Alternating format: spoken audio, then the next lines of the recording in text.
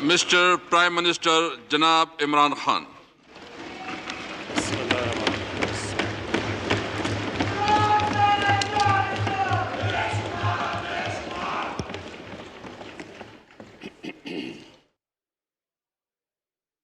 بسم اللہ الرحمن الرحیم.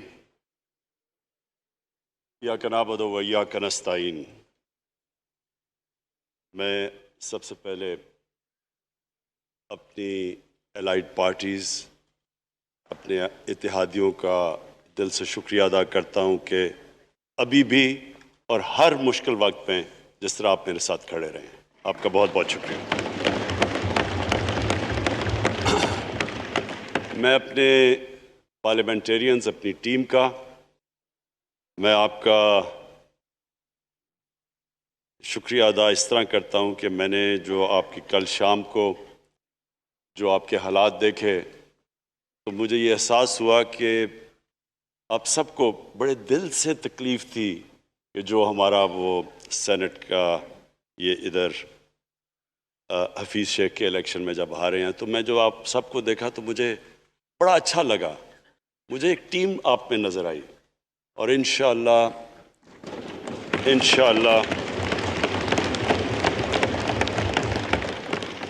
یہ ہماری ٹیم مضبوط ہوتی جائے گی. کیونکہ دیکھیں، اللہ کہتا ہے کہ میں تمہارے ایمان کو بار بار آزماؤں گا. اللہ قرآن شریف میں ہمیں کہتا ہے. وہ کیوں کہتا ہے؟ وہ آپ کے ایمان کو آزماتا ہے مضبوط کرنے کے لیے.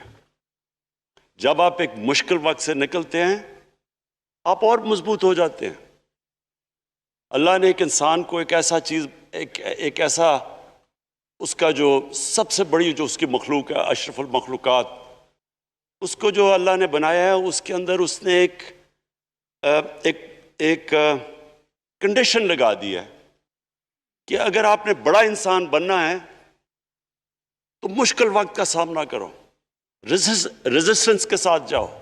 جسم ہمارا یہ ہے، جسم کو ہم بھاری ویٹ اٹھاتے ہیں، جسم تکڑا ہو جاتا ہے.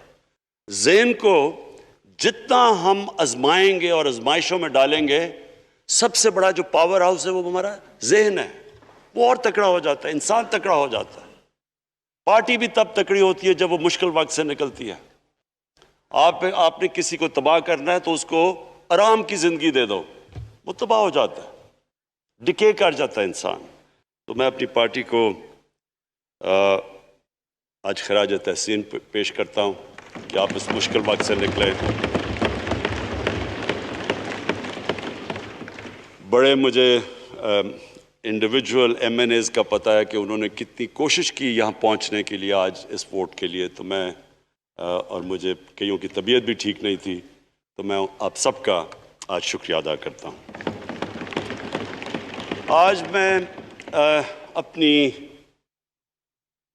اپنی پارلیمنٹری پارٹی کے ساتھ بھی، اور جو میری عوام آج یہ دیکھ رہی ہے، میں اس کے سامنے جو بات رکھنا چاہتا ہوں وہ یہ کہ دیکھیں، ہمیں یہ کبھی بھولنا نہیں چاہیے کہ یہ پاکستان کیوں بنا تھا. وہ ایک انگریزی کا ایک فریز ہے کہ نیشنز وداؤٹ اے ویژن ڈائی. قوم کا جب اپنا مقصد اپنے نظریے سے پیچھے ہٹتی ہے مر جاتی ہے. قوم میں کسی مقصد کے لیے بنتی ہے. ہم اپنے وہ جب تک وہ پتہ نہیں ہم اپنے بچوں کو نہیں بتائیں گے، خود ہم جو آج لیڈرشپ ہے، میرا غلطی سے ہاتھ ادھر چلا گیا، ادھر کی لیڈرشپ میں کہہ رہا ہوں، جو ہماری لیڈرشپ ہے اس کو پتہ ہونا چاہیے کہ یہ بہت بڑا عظیم خواب تھا پاکستان کا. علامہ اقبال کو نہیں پتا تھا کہ اگر پاکستان بنے گا تو آج جس طرح ہمارے 20 کروڑ مسلمان ہندوستان میں رہ جائیں گے تو وہ تو سارے پاکستان میں نہیں آ سکتے تھے. تو علامہ اقبال کا کیا وجہ تھی پاکستان خواب دیکھنے کی؟ ان کی وجہ یہ تھی کہ ہم نے ایک دنیا کو مثال دینی تھی کہ اصل میں ایک موڑانا تھا کہ اصل میں ایک اسلامی ریاست کیا ہوتی ہے. اور وہ بیس کس کے اوپر کر رہے تھے پاکستان کی اسلامی فلاحی ریاست جو ہماری آبجیکٹو ریزولوشن میں ہے؟ نبی صلی اللہ علیہ وسلم کی مدینہ کی ریاست جو ان کی سنت تھی، جو دنیا کی تاریخ کی پہلی فلاحی ریاست بنی تھی، جس میں بہت بڑے بڑے ماڈرن جو آج کے پرنسپلز، وہ پرنسپلز طے کیے گئے تھے، وہ ریاست بنی تھی. اور وہ ریاست ایک ماڈل ایسا تھا کہ اس کے بعد ایک جن کو کوئی جانتا ہی نہیں تھا، ایک قوم، ایک عرب قبیلوں میں تقسیم ہوئی قوم جس کی حیثیت ہی کوئی نہیں تھی، ان اصولوں کے اوپر چلتے ہوئے یہ دنیا کی تاریخ کا معجزہ ہے جو ہوا اس کے بعد. یہ میں نے شفقت محمود کو کہا بھی ہے کہ ہمارے بچوں کو ہر سکول، چاہے وہ انگلش میڈیم، چاہے اردو میڈیم، چاہے دینی مدرسے، سب کو 8، 7، 8 اور 9 کلاسز میں باقاعدہ سبجیکٹ پڑھائیں کہ نبی صلی اللہ علیہ وسلم کی جو زندگی تھی اور جو مدینہ میں کیا وہ کیا تھی.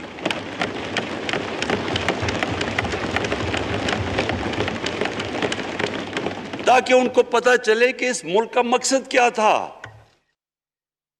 بڑے لوگ جو پاکستان نہیں چاہتے تھے وہ کیا کہتے تھے؟ وہ کہتے تھے کہ پاکستان تو بن گیا تو آپ نے تباہ، جو مسلمان ہندوستان میں رہ گئے ان کو آپ نے سیکنڈ کلاس سٹیزن بنا کے چھوڑ دیا ہے. آج بیچارے مسلمانوں سے کیا ہو رہا ہے وہاں؟ تو وہ لوگ کہتے ہیں کہ اگر پاکستان نہ بنتا تو مسلمانوں کی زیادہ طاقت ہونی تھی. ایک ہندوستان میں اس طرح مسلمانوں کا برا حال نہیں ہونا تھا جو آج ہے. یہ ایک آرگیومنٹ دی جاتی ہے.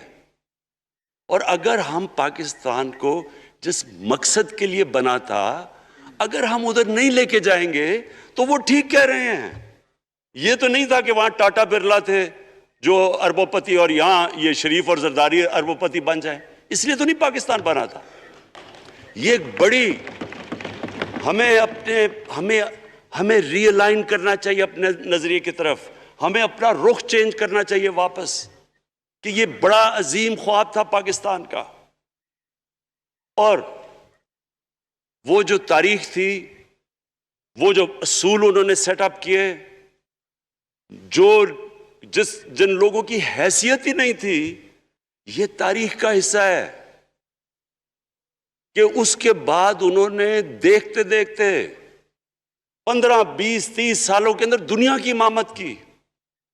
صرف امامت ہی نہیں کی، وہ تو منگولیوں نے بھی دنیا بڑی جلدی سے فتح کر لی تھی. چنگیز خان نے بھی بڑی جلدی اس کی فوجوں نے فتح کر لی تھی. 100 سال کے بعد وہ ختم ہو گئے تھے. انہوں نے ایک دنیا کی عظیم سویلائزیشن، جو ٹاپ سائنٹسٹ تھے، سارے دنیا کے ٹاپ سائنسدان، ایک عظیم کلچر. اور سب سے بڑی بات جو آج میں یہ کہنا چاہتا ہوں، انہوں نے اخلاقیات، ایک اخلاقی، ایک مورل سٹینڈرڈ سیٹ کی دنیا میں. جب مسلمان گئے انڈونیشیا اور ملیشیا، وہاں تو کوئی مسلمان کی فوج نہیں گئی، وہاں تو کوئی تلواروں سے نہیں فتح کیا. مسلمان تاجروں کا وہاں کردار دیکھ کے لوگ حیران ہو گئے کہ یہ کون لوگ آئے ہیں جو بالکل ان کی morality ایسی، نہ وہ کوئی دغا بازی کرتے تھے، نہ وہ کوئی دھوکہ دیتے تھے، اپنی زبان پہ کھڑے ہو جاتے تھے. لوگ ان سے امپریس ہو گئے کہ کون سی قوم ہے. دیکھیں اسلام ہم غلط فہمی میں ہیں، یہ سمجھتا ہے کہ جی تلوار سے اسلام پھیلا تھا. اسلام پھیلا تھا کہ وہ ایک انسان کے کیریکٹر کو ریفارم کرنے آیا تھا. ہم جب اللہ سے مانگتے ہیں، ہم نماز میں ایک ہی چیز مانگتے ہیں کہ اللہ ان کے راستے پہ لگا جن کو تو نے نعمتیں بخشی، ان کے نہیں جو غلط تباہی کے راستے پہ چلے گئے. صرف نماز میں ہم یہ چیز مانگتے ہیں، ہر روز ہم پڑھ کے یہ مانگتے ہیں. یہ 2 راستے ہیں، ایک ہے تباہی کا راستہ، ایک ہے عظمت کا راستہ. نعمتیں کس کو بخشیں؟ اللہ کے پیغمبروں کو. اور جو دنیا کا سب سے عظیم انسان، جو دنیا کا سب سے عظیم لیڈر، جس کو اللہ نے سب سے زیادہ نعمتیں بخشیں، ہمارے نبی صلی اللہ علیہ وسلم. نہ کبھی اس طرح کا انسان آیا، نہ کبھی آ سکتا ہے. تو ہمیں راستہ بتایا کہ ایک ان کا راستہ ہے اور ایک دوسرا راستہ ہے، تباہی کا راستہ ہے. اور وہ جو ان کے راستے پہ چلتا گیا وہ ایک عظیم انسان بنتا گیا. ایک کتاب ہے، میں اپنے لوگوں کو ریکمینڈ بھی کرتا ہوں کہ دی عرب کانکویسٹ، وہ پڑھنے والی کتاب ہے. اس میں بتاتے ہیں کہ جب مسلمان ایک دم دیکھتے دیکھتے دنیا میں پھیل گئے تو کوئی ایک آدمی نہیں تھا. ایک تو بڑے عظیم سپہ سالار تھا خالد بن ولید، لیکن وہ جو بھی بنتا تھا وہ جنرل عظیم بن جاتا تھا. وہ اس کتاب کے اندر لکھی انگریز نے ہے. وہ کہتے ہیں اس کی کوئی ایکسپلینیشن نہیں ہے کہ یہ کیسے ساری دنیا پہ چھا گئے. نہ ان کے پاس کوئی لیٹسٹ ویپنز تھے، ایک طرف رومنز تھے، دوسری طرف پرشینز تھے، وہ تو سپر پاورز تھے، ہتھیار تو ان کے پاس تھے. نہ ان کے پاس ہتھیار، نمبرز میں بھی وہ زیادہ تھے، ان کی فوجیں بھی زیادہ تھیں، لیکن وہ ساری دنیا پہ پھیل گئے اور ایک ایسا سویلائزیشن بنا کہ زیادہ تر تو مسلمان نہیں تھے، وہ بھی ان کو مانتے تھے، کیونکہ ان کی اخلاقیات، ان کا عدل اور انصاف کا نظام، ان کا کیریکٹر، اس کی وجہ سے لوگ آئے ہیں. یہاں جو ہندوستان میں اسلام پھیلا ہے، یہ ہمارے جو بڑے بڑے بزرگ تھے، داتا صاحب، بلے شاہ، نظام الدین اولیاء اور بابا فرید، یہ لوگ تھے. ان کو لوگ دیکھ کے، ان کے کردار سے، ان کے انٹلیکٹ، انسانیت سے لوگ مسلمان ہوئے. تو ہم آج، میں جو یہ سینٹ الیکشن ہوا ہے، میں اپنی قوم کو یہاں، یعنی مجھے شرمندگی ہوتی ہے اسپیکر صاحب کہ ہم وہ کدھر وہ خواب اور کدھر بکرا منڈی بنی ہوئی ہے ایک لوگوں کو خریدنے کے لیے، اور سب کے سامنے. یعنی ہمیں ایک مہینے سے پتا تھا کہ پیسہ جمع کیا جا رہا ہے اس سینٹ الیکشن میں، اور مجھے حیرت ہوئی کہ الیکشن کمیشن کہتا ہے کہ جی یہ تو پتہ نہیں کوئی ہم آزاد انسٹیٹیوشن ہے، یا میں ان کی کوئی آزادی کے اوپر لے رہا تھا، یا جی بڑا زبردست الیکشن. اچھا کہتے جی بڑا اچھا الیکشن کروایا ہے. یہ مجھے اور اس سے تو مجھے اور صدمہ ہوا ہے کہ اگر یہ الیکشن اچھا آپ نے کروایا ہے تو پتہ نہیں برا الیکشن کیا ہوتا ہے.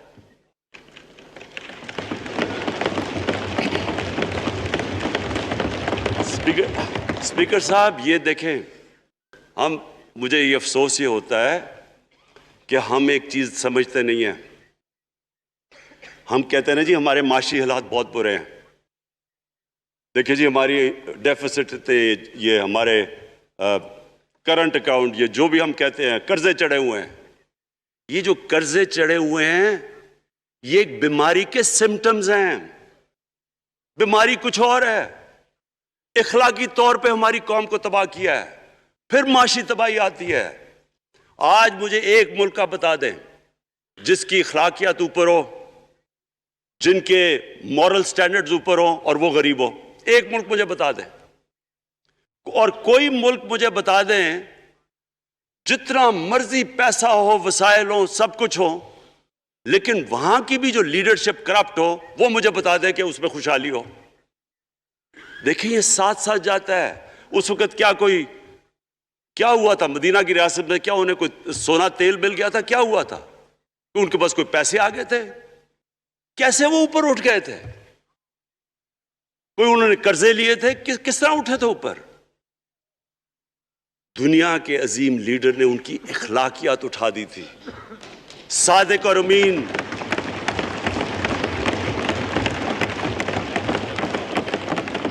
ایک قوم، انہوں نے ہمیں بتایا. ہمیں قرآن میں اللہ حکم کرتا ہے کہ ان کی سنت پہ چلو.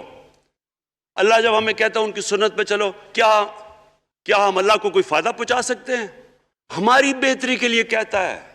قرآن شریف میں سب کچھ ہماری بہتری کے لیے اللہ نے، یہ تمہارے لیے بک آف گائیڈنس ہے ہمیشہ کے لیے، اور یہ ہماری بہتری کے لیے ہے.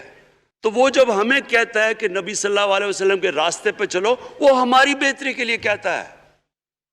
اور میں، جس نے اس عمر میں ساری دنیا دیکھ لی ہے، اسپیکر صاحب میں آپ کو بتاؤں، مجھے تکلیف ہوتی ہے دیکھ کے جب میں یہ مغربی ملکوں میں جاتا ہوں، اسکینڈینیویا میں، سوئٹزرلینڈ میں، آپ وہاں کے اخلاقی سٹینڈرڈز دیکھیں، ان کی مورل سٹینڈنگز دیکھیں، شرم آئے گی آپ کو کہ جو ہمارے ملک میں ہو رہا ہے. اور یہ جو سینٹ کا الیکشن ہوا ہے، آپ کو افسوس ہوگا کہ ہم وہ کس کی امت ہیں، ہم کس کی امت ہیں، کس کے نام پہ پاکستان کا مطلب کیا، لا الہ الا اللہ، اس پہ یہ ہمارا ملک بنا تھا. اور آج دیکھیں ایک کرپٹ آدمی، دنیا میں ثابت کیا ہوا کرپٹ آدمی آصف زرداری، دنیا میں اس کے اوپر لکھا ہوا کہ مسٹر 10%، مضمون لکھے ہوئے ہیں، فلمیں بنی ہوئی ہیں اس کے اوپر. اور اس ملک میں لوگ کہیں جی ایک زرداری سب پہ بھاری، کیا کہ وہ رشوت دیتا ہے اس لیے سب پہ بھاری ہو گیا؟ کیا یہ ہے ہمارا ملک؟ دوسری طرف دیکھیں، دوسری طرف یہاں بیٹھے ہوئے ہمارا لیڈر نواز شریف. اور نواز شریف ایک ڈاکو، ملک کو 30 سال سے لوٹ کے ملک سے باہر بھاگا ہوا ہے، جھوٹ بول کے باہر بھاگا ہوا ہے. سارے ملک کے سامنے ہمیں کیبنٹ میں ہم نے 6 گھنٹے میں بتایا جی اس کو یہ بھی بیماری ہے، اس کو یہ بھی بیماری ہے، اس کو یہ بھی بیماری ہے، وہ شاید وہ جہاز پہ بھی نہ چڑھ سکے، وہ شاید مر جائے گا. شیرین کے آنسو آ گئے کیبنٹ میں. اور شیرین کے آنسو آنے آسان کام نہیں ہے اسپیکر صاحب. تو ہم نے اس کو وہاں جیسے وہ جہاز پہ چڑھا، جیسے وہاں گیا، وہ ایک دم ہی تبدیل. اور آج وہاں جا کے تقریریں کر رہا ہے، وہاں بیٹھ کے اسکیمیں کر رہا ہے، وہاں بیٹھ کے پلاننگ کر کے جی اسے اتنا پیسہ دو، ادھر پیسہ کھلاؤ. ساری ان کی ایک کوشش ہے، جب سے ہم 2.5 سال سے حکومت آئی ہے، یہ سارے بڑے بڑے ڈاکو اکٹھے ہو کے یہ سمجھ رہے ہیں کہ عمران خان کو کرسی کا اتنا شوق ہے کہ اس کے اوپر اتنا پریشر ڈالو کہ یہ جی ہمیں جس طرح جنرل مشرف نے این آر او دیا تھا یہ بھی دے دے گا. جنرل مشرف، فوج اس کے نیچے، عدلیہ اس کے کنٹرول میں ساری. میں کیونکہ میں ادھر ممبر پارلیمنٹ تھا اپوزیشن نہ ہونے کے برابر. جو اپوزیشن کے اندر جو مین آدمی تھا فضل الرحمان، وہ اس کے ساتھ ملا ہوا تھا، وہ 2 نمبر ہمیشہ سے تھا. رائٹ.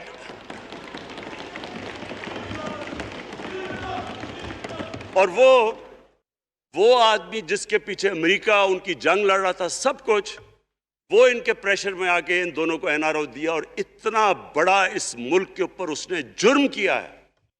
ان دونوں نے آ کے این آر او لے کے دونوں ہاتھوں سے ملک لوٹا. اس کے بعد دونوں نے اس ملک کے اوپر 4 گنا زیادہ قرضہ چڑھایا. اسپیکر صاحب، 6,000 ارب سے ہمارا قرضہ جو ٹوٹل لائبلٹیز 30,000 ارب پہ پہنچا دی.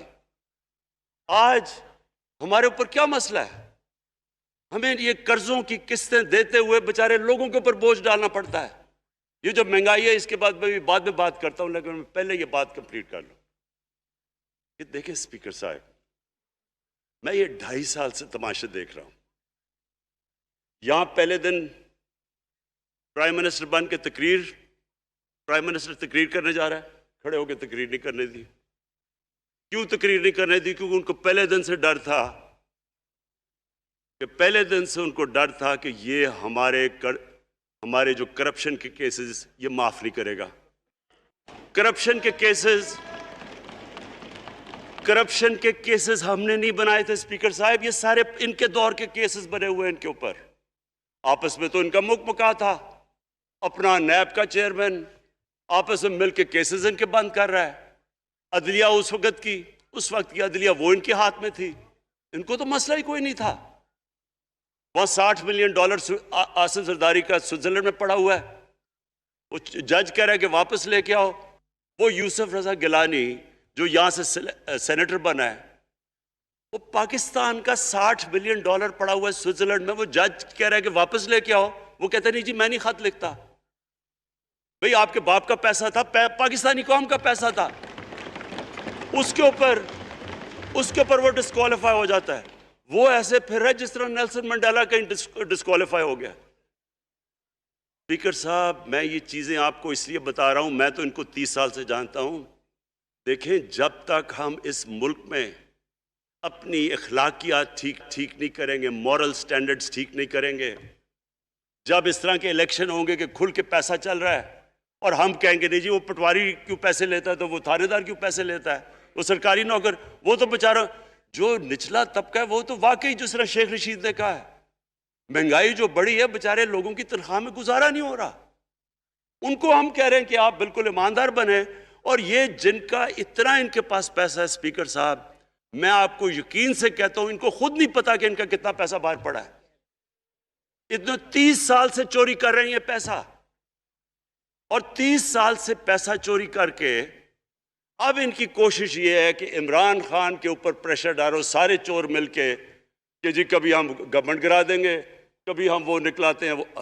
آپ سوچیں فیٹف کے اوپر، اب فیٹف ہماری وجہ سے تو نہیں فیٹف پہ ہم گرے لسٹ میں آئے، یہ تو نون لیگ کے دور میں گرے لسٹ میں آئے ہیں، اب اگر فیٹف کی بلیک لسٹ میں پاکستان جاتا ہے تو یہاں سب کو پتا ہے کہ سینکشنز لگ جائیں گی، تو آگے مشکل سے ہم نے اکانومی کو سٹیبلائز کیا، مشکل سے، اگر بلیک لسٹ میں جاتا ہے تو اکانومی سیدھی نیچے۔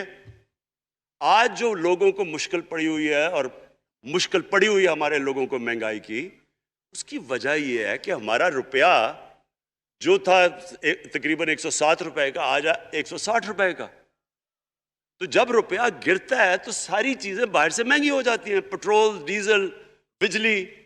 اب بجلی کی آدھی بجلی ان سے باقی ڈالر کانٹریکٹس کے اوپر بجلی کے کانٹریکٹ سائن کیے ہوئے ہیں، وہ سب کچھ باہر سے، دالیں مہنگی، جو چیز باہر سے امپورٹ کرتے ہیں، گھی مہنگا، ساری چیزیں مہنگی ہو جاتی ہیں۔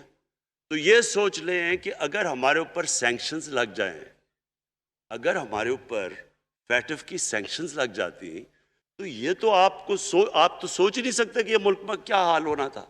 تو ہم اپنے ملک کے لیے فیٹف کی ریکوائرمنٹ پہ لیجسلیشن کروا رہے ہیں، اور انہوں نے جناب اتنا بڑا وہ ذرا پکڑا، اتنا بڑا وہ لا دیا جی، اتنا بڑا جی، یہ 34 شکیں چینج کر دیں نیب میں۔ اب نیب کا فیٹف سے کیا تعلق ہے؟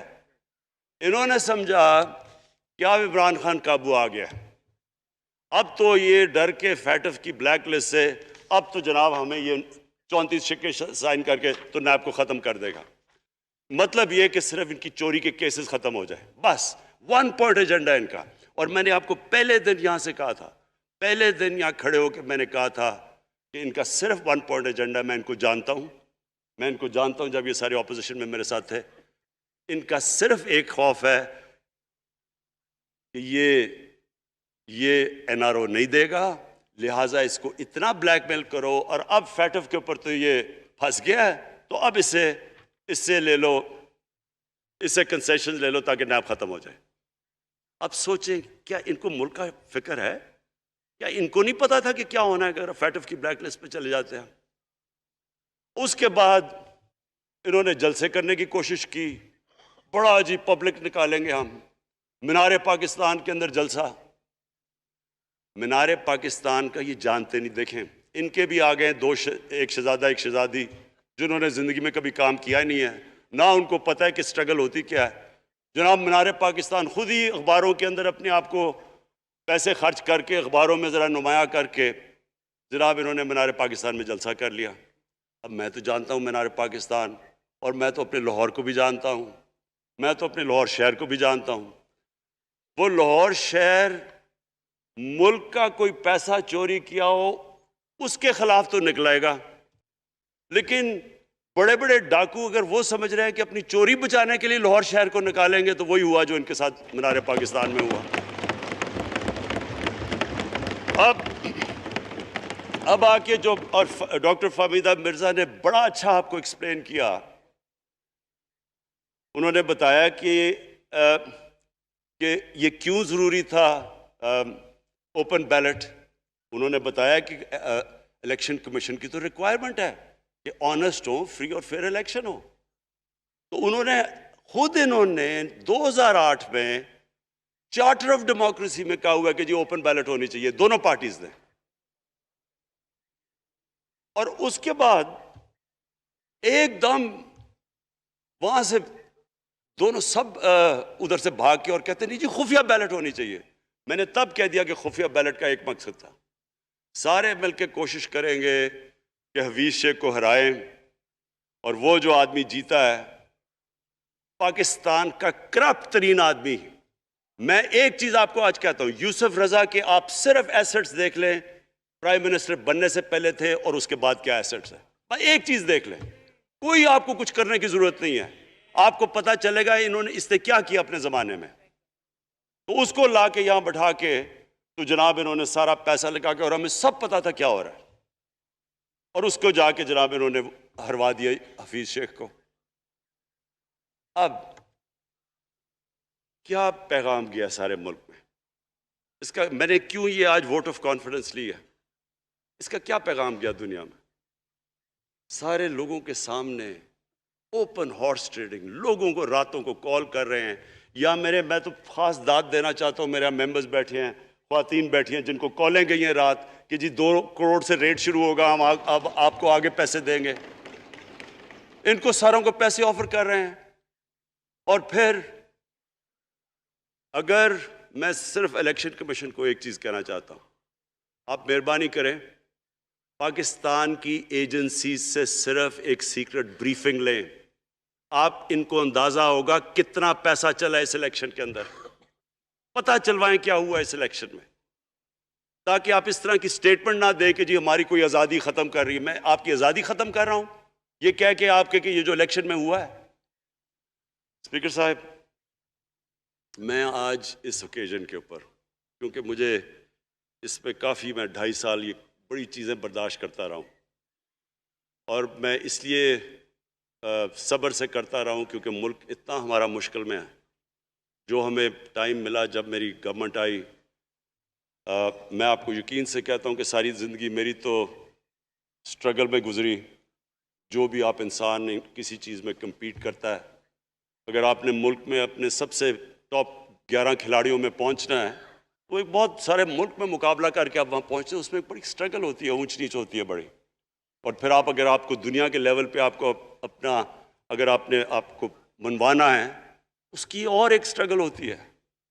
اور میری اس سے زیادہ بڑی سٹرگل تھی کہ ایک آدمی جا کے ہاسپٹل بنانے کی کوشش کرے, اور وہ بھی کینسر ہاسپٹل. تو ایک وہ بہت بڑی سٹرگل تھی. پھر پالیٹکس میں لمبی سٹرگل رہی ہے. اکیلا تھوڑا سے لوگوں کے ساتھ شروع ہوا تھا, اور سٹرگل کر کے 14-15 سال تو مذاق اڑتا تھا میرا, سارے ہنستے تھے جب نام سنتے تھے میرا.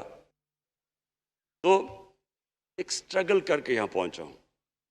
جو یہ 2.5 سال میں اسپیکر صاحب میں نے سٹرگل کی ہے, یہ میری زندگی کی سب سے مشکل سٹرگل تھی. اور کیوں مشکل تھی؟ کیونکہ جو یہ 10 سال میں اس کو ڈیکیڈ آف ڈارکنس کہتا ہوں, ایک انہوں نے تباہ کیا.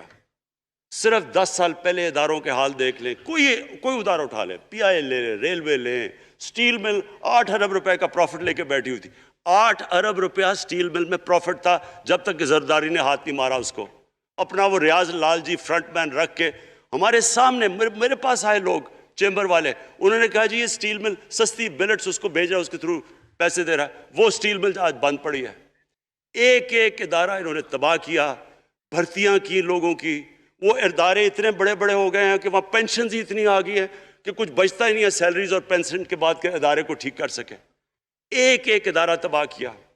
ملک کا سب سے بڑا جو کرنٹ اکاؤنٹ ڈیفیسٹ, جس کے اوپر سارا پریشر پڑتا ہے, اگر آپ کا کرنٹ اکاؤنٹ یعنی کہ ڈالر زیادہ ملک سے باہر جا رہے ہیں اور کم اندر آ رہے ہیں تو پریشر روپے پہ پڑتا ہے, وہ گر جاتا ہے. تو وہ میں آپ کو بتا, جب روپیہ گرتا ہے تو غربت پھیل جاتی ہے ملک میں. تو سب سے بڑا current account deficit, fiscal deficits جو کہ آپ کی آمدنی اور خرچے, وہ بڑا ڈیفیسٹ. سارے ادارے خسارے میں. پاور کانٹریکٹس جو انہوں نے سائن کیے اسپیکر صاحب, یہ عمر ایوب آپ کو بتائے گا, وہ یعنی ایسے لگ رہا تھا کہ کسی دشمن نے آ کے ایک ملک کو نقصان پہنچانے کے لیے پاور کانٹریکٹ سائن کیے. ان کے اندر وہی پاور پروجیکٹس آپ کہیں اور دیکھ لیں, کسی اور ملک میں, بلکہ اپنے ملک میں دیکھ لیں, اور وہ دیکھیں کہ انہوں نے کس پیسے بنائے, وہ کس پیسے پہ. گیس کا کانٹریکٹ سائن کیا ہم نے آ کے اسی ملک سے 30% کم پیسے پہ گیس کا کانٹریکٹ سائن کیا, ان کا ہی کانٹریکٹ چینج کیا. ساری گورنمنٹ جب اوپر سے پرائم منسٹر لگا ہوا پیسے بنانے, پرائم منسٹر ایک نوکری کر رہا ہے کس کے لیے؟ ایک دبئی کی کمپنی کے لیے. کبھی دنیا میں سنا ہے اس طرح؟ کبھی یہ مذاق سنا ہے جی کہ ملک کا پرائم منسٹر کسی دنیا کو دبئی کی کمپنی کے اندر نوکری کر رہا ہے؟ ادھر سے یہاں ڈیفنس منسٹر ان کا، فورن منسٹر، وہ دبئی کی کمپنی سے نوکری کر رہا ہے. اور وہ ایک انٹیریئر منسٹر، وہ کوئی سنا ہے سنتری بنا ہوا تھا کسی سعودی عربیہ کی کمپنی میں، مجھے نہیں پتا. کبھی یہ سنا ہے یہ ملک سے، کسی ملک سے ایسا مذاق ہوا ہے؟ یہ سارے طریقے تھے اس ملک سے پیسہ منی لانڈر کر کے بجانا. آج مجھے یہ بتائیں، میں یہ جو سارے ہماری اپوزیشن ہے، میں ان سے سوچتا ہوں، میں کئی دفعہ ان کی شکلیں دیکھ کے پوچھتا ہوں ان سے کہ کیا آپ واقعی سمجھتے ہیں کہ آپ دونوں کے لیڈر ایماندار ہیں؟ کیا یہ واقعی سمجھتے ہیں کہ ان کی جو یہ دولتیں بڑی ہیں یہ ایمانداری سے بنی ہیں؟ یعنی کیا ان کو کوئی ملک کی فکر نہیں ہے کہ یہاں کا پیسہ، کیا ان کے بیٹے ہیں؟ میں ذرا مجھے یہ بتائیں، 3 دفعہ ملک کا پرائم منسٹر، اس کے دونوں بیٹے باہر بیٹھے ہوئے ہیں. میں لندن کو جانتا ہوں اسپیکر صاحب، وہ اربوں اربوں روپے کی پراپرٹی ہے، وہاں کے بڑے رئیس ان ایریاز میں نہیں رہ سکتے جدھر ان کے 2 بیٹے رہ رہے ہیں. ملک سے بھاگ گئے جی. ہم پاکستانی شہری نہیں ہیں. کیوں پاکستانی شہری نہیں؟ کیوں یہاں بتا ہی نہیں سکتے کہ وہ پیسہ کدھر سے آیا جو انہوں نے اتنی بڑی پراپرٹیز لی ہوئی ہیں. اور یہ کچھ نہیں ہے جو انہوں نے بینامی پراپرٹیز لی ہوئی ہیں. کسی کو اندازہ ہی نہیں ہے ان کا کتنا پیسہ باہر پڑا ہے. زرداری کے پاس کیا تھا پہلے، اس کی جو باہر پراپرٹیز ہے. تو کیا ان لوگوں کو نہیں پتا کہ اس ملک کا پیسہ چوری کر کے یہ باہر لے کے جا رہے ہیں اور یہ پھر بھی ان کی سپورٹ کر رہے ہیں؟ اور یہ جو سینٹ کا الیکشن، کیا انہیں نہیں پتا کہ بڑا جی عقل مند پولیٹیشن ہے زرداری، لوگوں کو رشوت دے کے ان کو خرید رہا ہے؟ ساری قوم کے سامنے یہ ہو رہا ہے. میں یہ صرف آخر میں یہ کہنا چاہتا ہوں اس ایشو کو ختم کرتے ہوئے کہ دیکھیں اسپیکر صاحب، کوئی ملک آگے نہیں بڑھ سکتا ایسے. میں اکیلا عمران خان کو کرپشن کر کے کرپشن نہیں ٹھیک کر سکتا. میں عدلیہ کو کیا، کیسز تو عدلیہ میں ہے یا نیب کے اندر ہے، میرا تو ان کے اوپر کوئی کنٹرول نہیں ہے. میں آج پاکستان کی عدلیہ کو اور نیب کو، جو آپ کو میری گورنمنٹ سے مدد چاہیے کنوکشنز کرنے کے لیے، ساری چیزیں ایک طرف، یہ اس ملک کا سب سے بڑا مسئلہ ہے. جب تک آپ لوگوں کو سزا ہی نہیں دیں گے،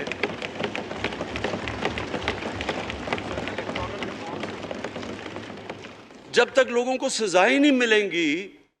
دیکھیں جی، کسی معاشرے میں جب سزا اور جزا ہی نہیں ہے، صرف غریب آدمی جیل میں جائے، طاقتور جلسے کرنے شروع ہو جائے کہ جی مجھے این آر او دو، وہ نیب کے عدالت سے نکلتے ہیں، پھول پھینک رہے ہیں ان کے اوپر.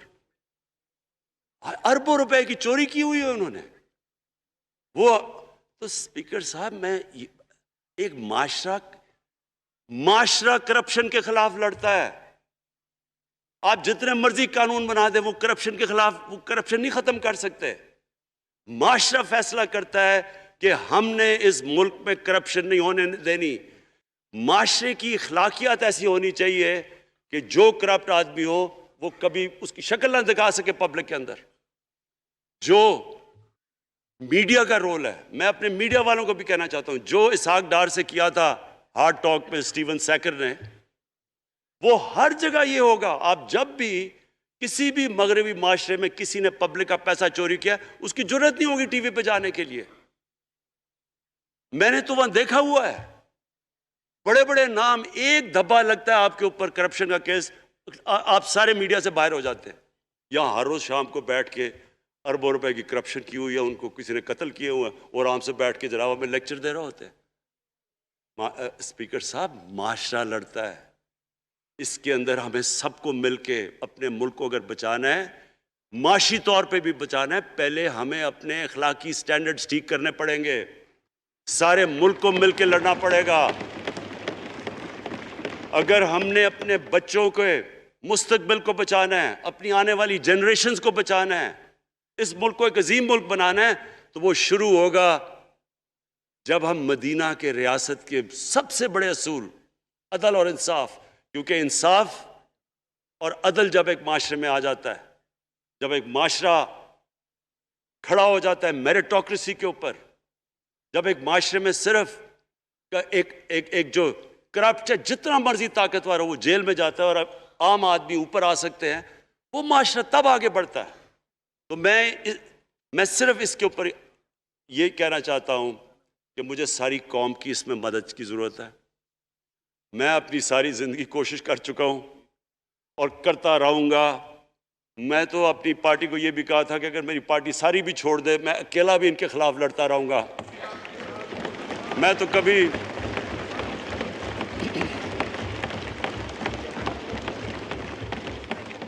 اسپیکر صاحب آخری گیند تک لڑنے والا کیپٹن تھا، آخری گیند تک لڑوں گا، وہ تو کبھی میں ہار مانوں گا نہیں۔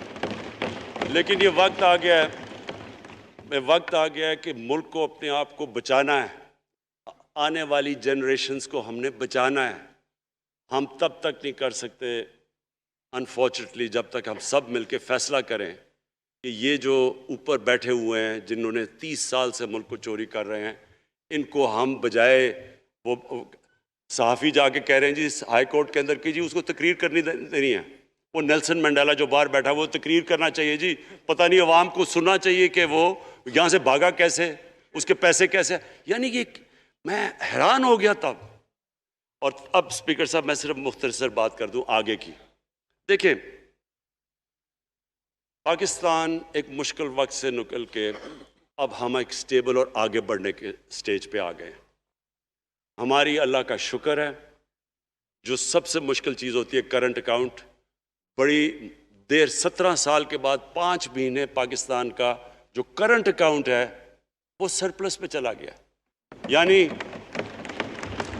ہمارے جتنے ملک میں ڈالرز آ رہے ہیں اور جتنے باہر جا رہے ہیں، اللہ کا کرم ہے زیادہ ڈالرز آ رہے ہیں، ہمارا روپیہ خود ہی، ہم پیسے نہیں لگا رہے اس کو، خود روپیہ سٹرینگتھ گین کر رہا ہے۔ یہ بڑا امپورٹنٹ ٹائم ہے کہ اس وقت، اور یہ اس کے باوجود کہ اس ملک میں کرونا ہوا، ساری دنیا کی اکانومیز کرونا میں بری طرح متاثر ہوئی، اس کے باوجود اوپر والے کے کرم خاص طور پہ، اور میں کہوں گا کہ ہماری جو ٹیم تھی، ہمارا جو جس طرح ہم نے مانیٹر کیا اور جس طرح ہم نے ڈیٹا بیس گیدر کیا اور ہم نے ہر ایک چیز فالو کر کے ہم نے جیسے اپنے لوگوں کو بچایا ہے، میں خاص طور پہ اپنی ٹیم یاسد عمر اور ہماری جو ٹیم تھی اپنی ڈاکٹر فیصل، میں ان کو خاص طور پہ خراج تحسین پیش کرتا ہوں۔ تو اس مشکل وقت سے بھی آپ دنیا میں دیکھیں اور جس طرح پاکستان نکلا ہے۔ اب دیکھیں آگے ہمارا چیلنج کیا ہے۔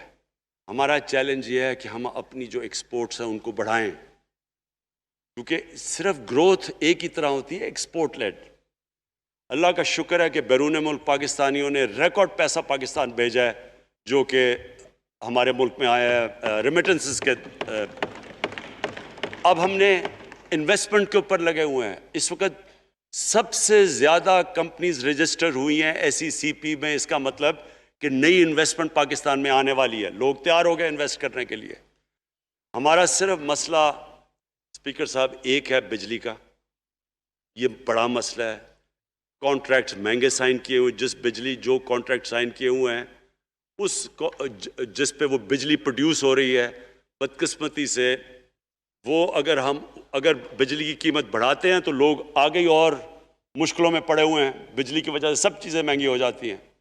نہیں بڑھاتے تو قرضے، وہ جو گردشی قرضے ہیں وہ بڑھتے جا رہے ہیں۔ ہمارا ایک یہ چیلنج ہے، اس کے اوپر صرف اپنی قوم کو بتانا چاہتا ہوں کہ باقاعدہ ہم ہر طریقہ سوچ رہے ہیں کہ ہم نے اس میں سے کیسے ہم نے اپنے لوگوں کے اوپر بوجھ کم کرنا ہے۔ ایک تو میں اپنی ٹیم کو یہ بھی کامیابی دیتا ہوں کہ بڑی دیر اور مشکلوں سے IPPs کے ساتھ ہم نے نئے کانٹریکٹ سائن کیا، جس کے اندر بہت پاکستان کا پیسہ بھی بچے گا اور جو آگے جا کے قرضہ بڑھنا تھا وہ نہیں بڑھے گا۔ جو میرے اوپر سب سے زیادہ پریشر ہے اس وقت اسپیکر صاحب، وہ ہے مہنگائی کا۔ مہنگائی میں نے آپ کو بتا بھی دیا کہ مسئلہ ایک، جب آپ کی روپیہ گرتا ہے تو جب چیزیں مہنگی ہو جاتی ہیں، ایک وہ ہے۔ لیکن میں اپنی قوم کو صرف ایک چیز کہنا چاہتا ہوں کہ سب سے زیادہ اس وقت میری حکومت ایک ہی چیز پہ لگی ہوئی ہے کہ ہم کس طرح لوگوں کے اوپر مہنگائی کا بوجھ کم کریں۔ اس کے لیے ہم بڑی چیزیں آپ کے سامنے لے کے آئیں گے آنے والے دنوں میں، جس میں کوشش یہ ہے کہ ہم اپنے ملک میں جو سارا نچلا طبقہ ہے ان کو سبسڈائز کریں، اپنے اساس پروگرام کے ذریعے ان کو ڈائریکٹلی ہم فنڈ کریں. یہ انشاءاللہ آپ کے ساتھ آئے گا. ابھی میں نے ایکسپیریمنٹ ایک اور شروع کر دیا، وہ 1 ہفتے تک ابھی ٹرائل پہ ہے، کہ ہم ایک پروگرام لے کے آ رہے ہیں کوئی بھوکا نہ سوئے. ہم نے خاص کچنز بنائے ہیں، ایریاز چوز کیے ہیں جدھر سب سے زیادہ بھوک ہے، تاکہ ہم کم از کم جب تک ہماری ملک اٹھتا ہے اوپر، ہم کم از کم ان تک کھانا پہنچائیں کہ ہمارے ملک میں کوئی بھوکا نہ سوئے. اور یہ پوری میں کیمپین شروع کرنے لگا ہوں. ہیلتھ کارڈ پنجاب کے اندر اور پختونخوا میں، پختونخوا کی گورنمنٹ کو تو میں خاص مبارک دیتا ہوں کہ انہوں نے سارے اپنے پختونخوا کے لوگوں نے خاندانوں کو کور کر لیا ہیلتھ انشورنس سے. یہ بڑے بڑے امیر ملکوں میں بھی ایسا نہیں ہوتا کہ ہر ایک خاندان کے پاس 10 لاکھ روپے کی انشورنس ہوگی، کسی بھی ہسپتال میں جا کے اپنا علاج کروا سکیں. میں خاص طور پہ محمود خان اور آپ کی کیبنٹ کو مبارک دیتا ہوں. پنجاب کیونکہ بہت بڑا ہے، انہوں نے بھی فیصلہ کر لیا ہے. عثمان بزدار آپ کی اور آپ کی ٹیم کو میں خاص مبارک دیتا ہوں کہ اس سال کے اینڈ تک وہ سارے پنجاب کے اندر ہیلتھ کارڈ پہنچا دیں گے. یہ ایک عام آدمی کے لیے سب سے بڑی، کم از کم جیسے جیسے ہم اپنے ملک کو اٹھا رہے ہیں تو کم از کم ہم لوگوں کی بنیادی ضروریات پوری کریں. اور جو کسان ہیں جی، کسانوں کے لیے ایک بڑا زبردست پروگرام لے کے آ رہے ہیں. اس کے اوپر بھی ہم نے بڑا برین سٹارمنگ کی ہے کہ کیسے ہم کسان کی مدد کر سکتے ہیں. پرابلم تو ہمارے پاس یہ ہے نا کہ جتنا ہم پیسہ اکٹھا کرتے ہیں، آدھا پیسہ قرضوں کی قسطوں پہ چلا جاتا ہے، تو پیسہ کم بچتا ہے. لیکن ہم نے فیصلہ کیا کسانوں کے اوپر ہم خاص زور دینے لگے ہیں، تاکہ وہ بعد میں بات کروں گا. تو 2 چیزیں اور جی. دیکھیں، میں قوم سمجھتی ہے نا کہ اب ہم کیسے یہ جو قرضے ہمارے اوپر چڑھے ہوئے ہیں ان سے کیسے نکلنا ہے. اس سے صرف ایک ہی طریقہ نکلنے کا کہ ہم اپنے ملک میں دولت کے اندر اضافہ کریں، ویلتھ کریشن کریں. اس کے لیے ہم کیا کرنے جا رہے ہیں؟ اس کے لیے ہم نے میگا پروجیکٹس بنائے ہوئے ہیں. ایک ہے راوی سٹی لاہور، دوسرا اس وقت ایک والٹن کے اوپر ایک ہم بزنس سینٹر بنانے لگے ہیں لاہور کا، وہ بہت میگا پروجیکٹ ہے. اور پھر تیسرا جو ہے ایک جزیرہ بنڈل آئلینڈ، کراچی سے تھوڑے 1-2 کلومیٹر کے فاصلے پہ. ان سے یہ کیوں کرنے جا رہے ہیں؟ میں صرف لوگ سمجھیں کہ کیوں. ایک تو یہ ہمارے شہر پھیلتے جا رہے ہیں، جتنا شہر پھیلتا جائے گا نہ آپ ان کو سیوریج دے سکتے ہیں، نہ پانی دے سکتے ہیں، نہ صفائی کر سکتے ہیں. تو جو دنیا کے ماڈرن سٹیز ہیں وہ اوپر جاتے ہیں، یعنی وہ بلڈنگ اوپر جاتی ہے، بجائے اگر آپ پھیلتے جائیں تو مشکل ہو جاتا ہے سرو کرنا. تو ایک تو ماڈرن سٹیز پہلی دفعہ بنا رہے ہیں پاکستان میں اسلام آباد کے بعد. ایک وہ راوی سٹی، وہ بہت ضروری ہے. اس سے لاہور کا جو پانی نیچے جاتا جا رہا ہے وہ ہم وہاں بیراج بنا کے پانی اس کا بچانے لگے ہیں. اور دوسرا ماحولیات کے لیے وہاں ہم بہت بڑے پیمانے پہ اربن فارسٹ اور درخت اگانے لگے ہیں، کیونکہ وہاں لاہور میں بہت بڑا پرابلم ہے اس کا. وہی بنڈل آئلینڈ کا بھی مقصد یہ ہے کہ وہاں سارا سیوریج جا رہا ہے کراچی کا، اس کی سیوریج کو ٹریٹ کریں اور ایک ماڈرن سٹی بنائیں. بجائے کراچی پھیلتے پھیلتے حیدرآباد پہنچ جائے، ایک پوری اوپر سٹی بنائیں جو ایک ماڈرن سٹی ہو. تو لیکن اس کا اصل مقصد یہ ہے کہ اس سے پیسہ جنریٹ ہوگا، اربوں کھربوں روپیہ ہم جنریٹ کریں گے اور اس پیسے سے ہم پھر یہ قرضے واپس کریں گے. اور دوسری چیز، باہر سے انویسٹمنٹ آئے گی. بیرون ملک پاکستانی جو سب سے بڑا ملک کا اساس ہے، وہ باہر آ کے وہ ان کے اندر انویسٹ کرنے کے لیے تیار ہے، ان بڑے بڑے پروجیکٹس کے اندر.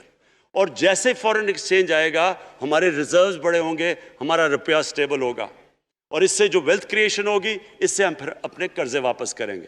اس کے علاوہ 50 سال کے بعد 2 بڑی ڈیمز بن رہی ہیں. پاکستان کی تاریخ میں صرف 2 بڑی ڈیمز تھی، اب یہ 2 اور بادشاہ ڈیم اور ممن ڈیم بنا رہے ہیں. یہ انشاءاللہ ان کے اوپر کام شروع ہو گیا ہے. لیکن مجھے جو آخر میں بات کہنی ہے اسپیکر صاحب وہ یہ کہ پاکستان کو آگے بڑھنے سے کوئی نہیں روک سکتا انشاءاللہ.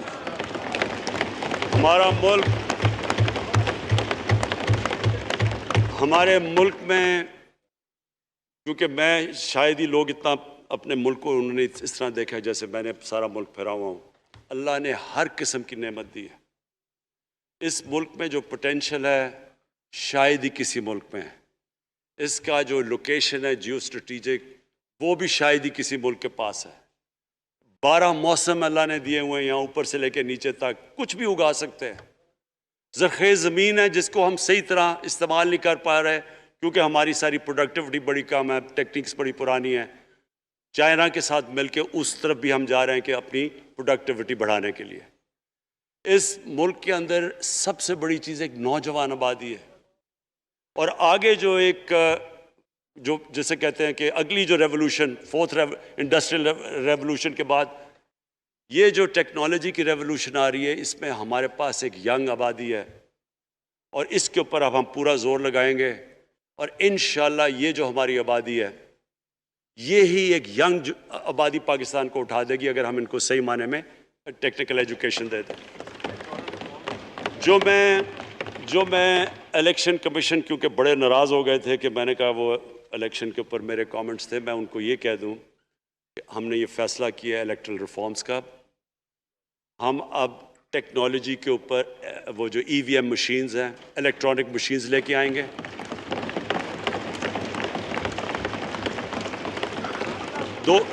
دو چیزیں کر رہے ہیں. اوورسیز پاکستانیز کے لیے آپ پورے لگے ہوئے ہیں کہ اوورسیز پاکستانیز بھی ووٹ ڈال سکیں، اور دوسری چیز الیکٹرانک مشینز لے کے آ رہے ہیں. اور کیونکہ یہ الیکٹرانک مشینز کے بغیر ہمیں الیکشنز نہیں کرنے چاہیے، نہیں تو جو ہارتا ہے وہ کہتا ہے جی دھاندلی ہو گئی. ہم نے اس طرح کا سسٹم لے کے آ رہے ہیں کہ امریکہ کے اندر جب ڈونلڈ ٹرمپ نے کہا کہ الیکشن میں دھاندلی ہوئی ہے، سارے انہوں نے جب الیکشن کھولا تو ایک بھی وہ نہیں ثابت کر سکے دھاندلی ہوئی کیونکہ الیکٹرانک مشینز تھی، ان کے پاس وہ سسٹم تھا. انشاءاللہ وہ سسٹم لے کے آ رہے ہیں تاکہ ہمیشہ کے لیے آگے سے یہ چیز ختم ہو جائے کہ جو ہارا تھا وہ ہار مانے گا، جو جیتے گا وہ جیت. جس طرح کہ انشاءاللہ ہماری حکومت کرے گی، جس طرح کہ ایز کیپٹن پاکستان دنیا کی کرکٹ کی تاریخ میں پہلی دفعہ نیوٹرل امپائرز میں لے کے آیا تھا. بہت بہت شکریہ.